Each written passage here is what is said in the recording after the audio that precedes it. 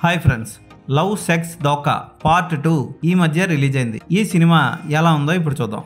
దివాకర్ బెనర్జీ దర్శకత్వంలో వచ్చిన ఈ సినిమా 3 పార్ట్ల కింద విభజించింది. ఫస్ట్ పార్ట్లో ట్రాన్స్జెండర్ డ్యాన్స్ ప్రోగ్రాంలో పాల్గొనడం, ఆమె అమ్మను పిలవడం, ఆ డ్యాన్స్ ప్రోగ్రాంతో పాటు ఒక బిగ్ బాస్ షో లాంటిది ట్రూత్ ఆర్ నాచ్ అనే ప్రోగ్రాం, ఆ ప్రోగ్రాంలో ఈ ట్రాన్స్జెండర్ పాల్గొనడం, ఇవన్నీ పరమ చిరాగ్గా అనిపించి బోర్ కొట్టిస్తాయి.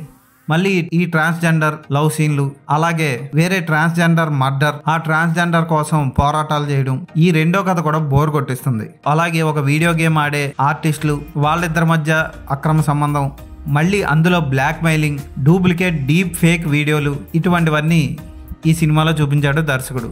మూడు బీభత్సమైన కథలు ఉంటాయి. డీప్ ఫేక్ వీడియో అయితే వామ్మో అనిపించేలా అనిపిస్తుంది.